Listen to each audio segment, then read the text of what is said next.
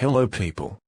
Today I want to show how you can make a wooden trolley for transporting tools or performing utility operations.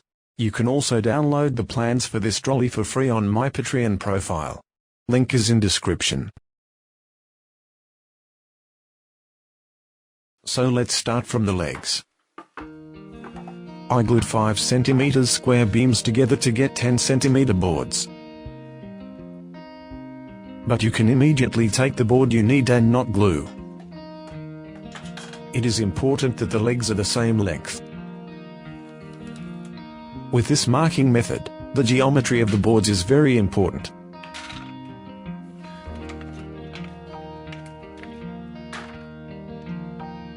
Next we work with the longitudinal rails. I made them from square 5 cm beams.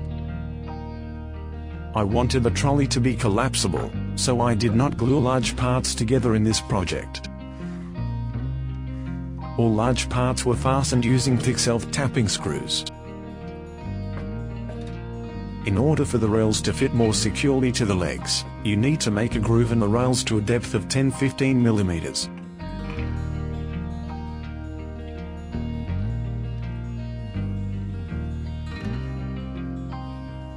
This operation can also be performed with a hand saw. This sawing method is shown in my video about a panel door. Link is in description. Roughness after a saw blade can be easily removed with a chisel.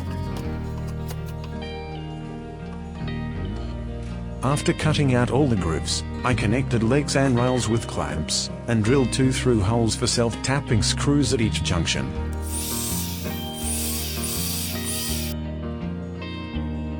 After drilling, the rails were no longer interchangeable, so I marked the parts with letters of the alphabet, so as not to get confused later. I used 8 90mm self-tapping screws with hex head. To better preserve the wood, it is better to put a washer on each self-tapping screw. A screwdriver with a hex bit is good for screwing in, but you can also get by with a hand ratchet. To prevent the parts from warping during assembly, before screwing you need to insert some rods of approximately the same thickness. I used wooden sticks.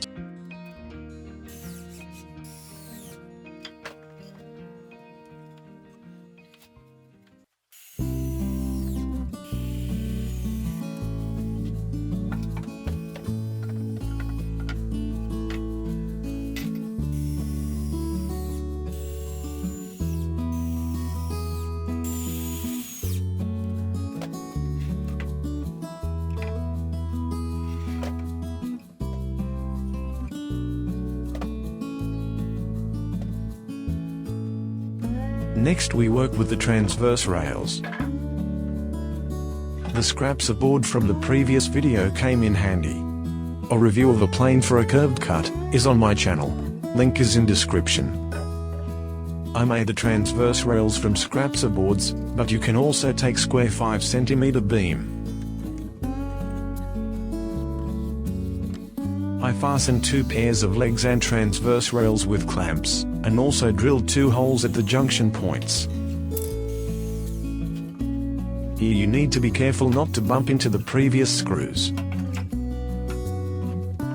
Using the same method, I screwed the transverse rails.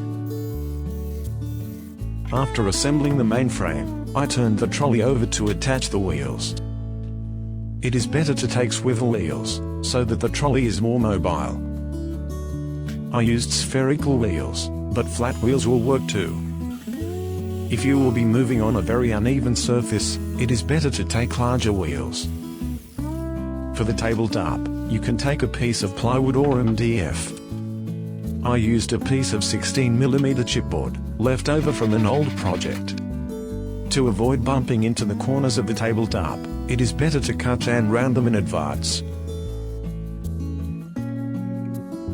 After cutting and grinding, the ends of the tabletop must be sealed with special tape. This tape is easy to apply. You need to attach it to the end of the chipboard, and apply a hot iron. I I gradually heated the adhesive side of the tape with a dryer, then applied it to the end of the chipboard, and rolled it out with a wooden roller. And so on, around the entire perimeter of the tabletop. After gluing, I very easily cut off the excess width of the tape with a chisel.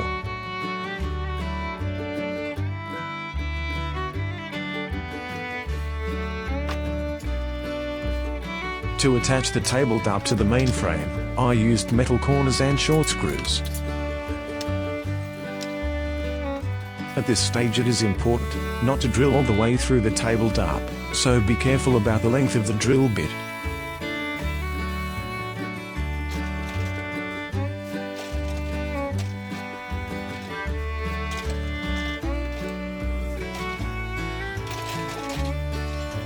I thought that pulling the trolley by the grip would be much more convenient.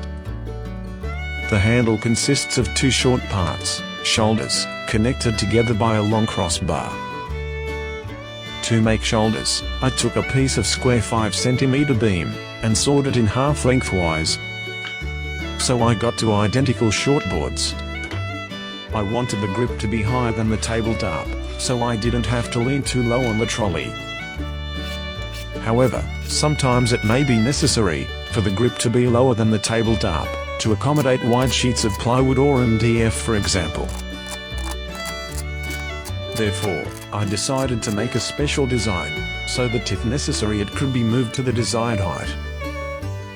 This way I can independently control the position of the grip.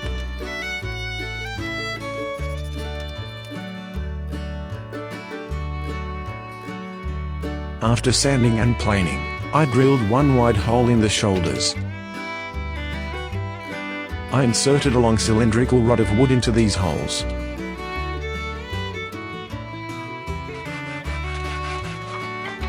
Since the diameter of the cylinder was larger, some of the excess wood at the ends had to be cut off, to make the cylinder thinner.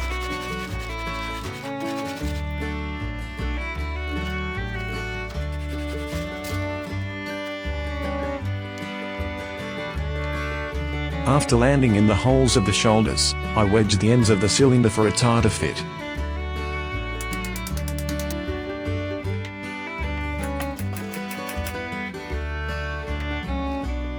After the glue has dried, excess parts of the ends of the cylinder and wedges are removed. Everything turned out using the same method, as inserting a wooden handle into a metal hammer.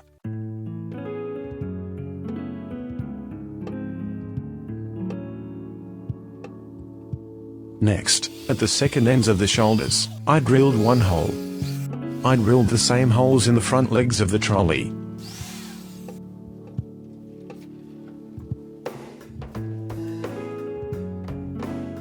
Through these holes, I used screws to attach the shoulders of the grip to the legs of the trolley. The degree of adjustment of the handle directly depends on the tightening force of these screws. The tighter they are screwed in, the more difficult it is to adjust the position of the grip. I think this design turned out to be quite simple, but at the same time reliable.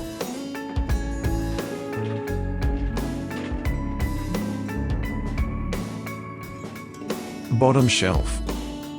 In this trolley design, the lower longitudinal rails serve as a good base for the bottom shelf. Here, I plan to place toolboxes, or other heavy items. This part of the cart is quite simple, and I think, does not require explanation on how to make it. You can use any available materials as a shelf, scraps of plywood or MDF, boards or timber. I took 2 scrap sheets of chipboard. It is important that the material you choose for the shelf can withstand the weight of the things you put on it. Also, if desired, you can add the required number of shelves, hooks, or drawers. I wanted the bottom shelf to be as open as possible. I hope this video was helpful for you. Give this video a thumbs up, share it with friends, subscribe to the channel, and leave your opinions in the comments. See you soon.